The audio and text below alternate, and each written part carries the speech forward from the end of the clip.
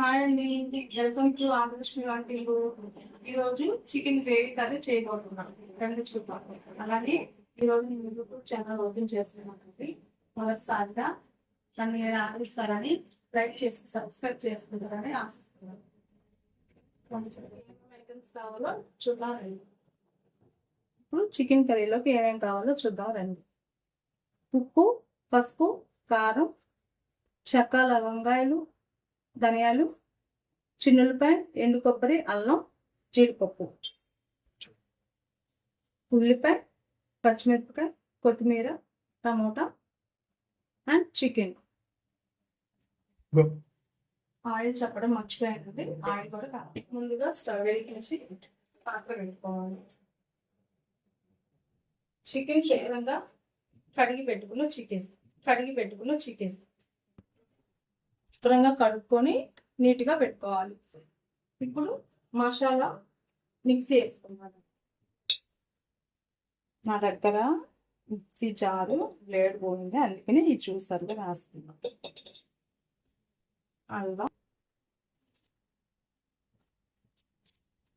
అల్లం సన్న ముక్కలుగా కోసుకొని మిక్సీ జార్లో వేసుకున్నాం. అల్లం ముక్కలుగా కోసుకొని వేసుకున్నాం. అలానే వెల్లుల్లి, జీడిపప్పు, చెక్క, ధనియాలు, చెక్క, లవంగాలు. ఇప్పుడు మిక్సీ వేసుకొని కాస్త కచ్చాగా మెదిగినాక ఉల్లిపాయ వేస్తున్నాం. కొంచెం గ్రేవీ రావడానికి బాగుంటుంది. కాస్త వాటర్, దీన్ని మళ్ళీ మెత్తగా గ్రైండ్ చేసుకొని ఇప్పుడు మసాలా గ్రైండ్ చేసుకుంటాం. అయిపోయింది.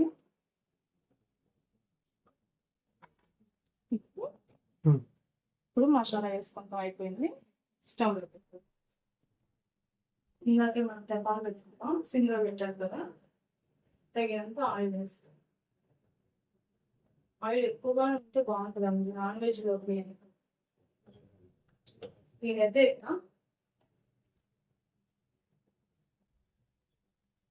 ఒక 4 పచ్చిమిరపకాయలు తీసుకున్నాను. ఒక 2 ఉల్లిపాయలు మీడియం సైజ్ తీసుకొని సగం దాంట్లోకి వేసాను. మసాలాలోకి సగము ఆయిల్లో వేసుకున్నాను. పచ్చిమిర్చి, కరివేపాకు వేసి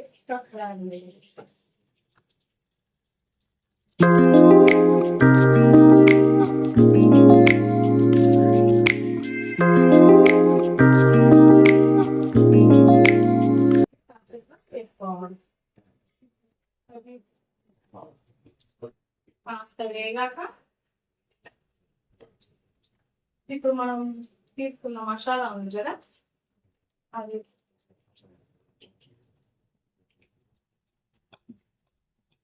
కొంచెం సిమ్లోకి పెట్టుకుందాం. సిమ్లో పెట్టుకుని వేసుకుంటే బెస్ట్ అండి. మళ్ళీ మాడిపోయింది అనుకోండి, పాడవుతుంది కదా. వంటని హైలో పెట్టుకొని మనం దగ్గర ఉండి వేయించుకోవాలి. దీనిలోనే తగినంత కొంచెం ఒక చిన్న స్పూన్ పసుపు వేసుకుంటాం. ఇంకొంచెం వేస్తాం.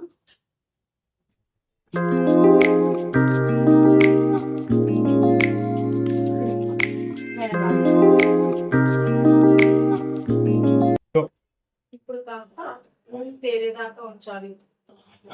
నూనె పైకి తేలిందాకా ఉంచితే మనకు మసాలా బాగా వేగినట్టు. చూసారా, నూనె పైకి వస్తుంది.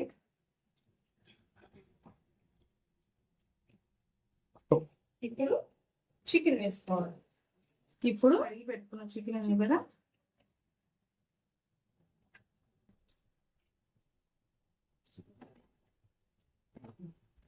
మనం సాల్ట్ కూడా ఇప్పుడే వేసుకుంటే బాగుంటుంది. ఆ నీరుతోనే మనకు ఉడికిద్ది అనమాట. 3 స్పూన్స్ వేసాను, ఇంకొంచెం వేస్తున్నానండి. ఇప్పుడు కొంచెం హల్దీ,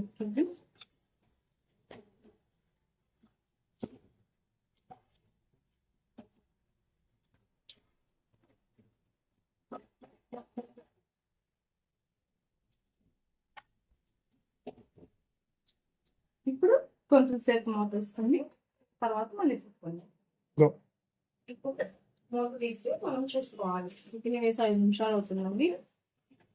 ఆ నీరంతా పైకి వచ్చిందాక కొంచెం ఆవిరి ఇచ్చి ముక్క బాగా ఉడికిద్ది. ఇంకొక 10 నిమిషాలు ఉంచాలండి. ఇప్పుడు 5 నిమిషాలు ఆగినాక మళ్ళీ ఒకసారి మనం తిప్పుకోవాలండి. ఇందాక చెప్పడం మర్చిపోయాను, కొంచెం మీడియం మంటలో పెట్టుకోండి. కొంచెం మీడియం మంటలో పెట్టుకుంటే బాగుంటుంది, మళ్ళీ మాడిపోకుండా ఉంటుంది మనకి. అంతే. ఇప్పుడు 10 నిమిషాలు అవుతుంది కదా, మధ్యలో ఒకసారి తిప్పుకోవాలండి. తిప్పుకున్నాము నేను కూడా. ఇప్పుడు ఒక 5-6 టమాటాలు, చిన్న సైజు అండి, చిన్న సైజు 5-6 టమాటాలు వేసుకుంటున్నాను. నేను కొంచెం టమాటా ఎక్కువగానే వేస్తానండి, కొంచెం గ్రేవీ అవుతుందని.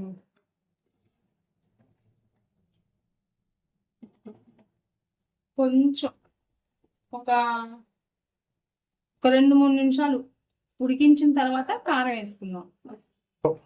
కారం మొత్తేసి కలిపేసుకుందాం. ఒక మధ్యలో ఏదో చూసుకొని కారం వేసుకోవాలి.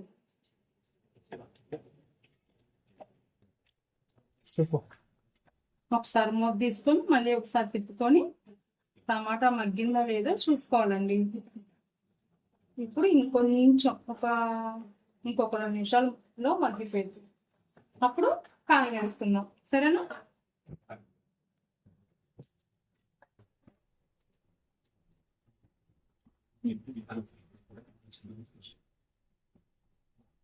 ఇప్పుడు తగినంత కారం వేసుకున్నాం.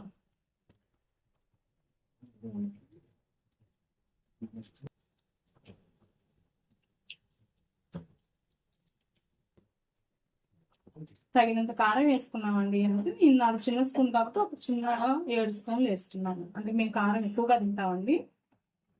ఇప్పుడు కారం వేసుకున్నాక కొంచెం వాటర్ వేసుకున్నామండి. ఆ వాటర్తోనే ఇంకా ఉడికిపోయింది. నెక్స్ట్ కొత్తిమీర వేసుకొని దించేసుకున్నాం. ఇప్పుడు కాస్త ఉడకాలి. వాటర్ వేసుకున్నాం కదా, ఉడికిన తర్వాత లాస్ట్లో కొత్తిమీర వేసి దింపేసుకున్నాం. ఇప్పుడు ఒకసారి కలిపేసి ఉడికిందండి, కొత్తిమీర వేసుకున్నాం. స్టవ్ ఆఫ్ చేసి కొత్తిమీర వేసుకుంటాం.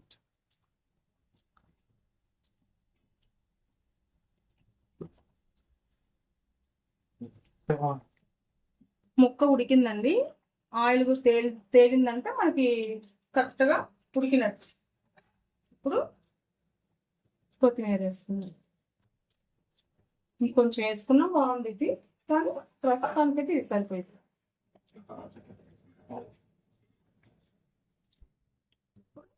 కరెక్ట్గా ఉడికిందండి. కొత్తిమీర వేసుకున్నాం కదా, దింపేద్దాం. ఇప్పుడు చికెన్ కర్రీ రెడీ అయిపోయిందండి. లైక్ చేయండి, సబ్స్క్రైబ్ చేసుకోండి. కర్రీ అయితే అయిపోయిందండి. ఆదిలక్ష్మి వంటిల్లు ఛానల్ని సబ్స్క్రైబ్ చేసుకోండి, షేర్ చేయండి, లైక్ చేయండి.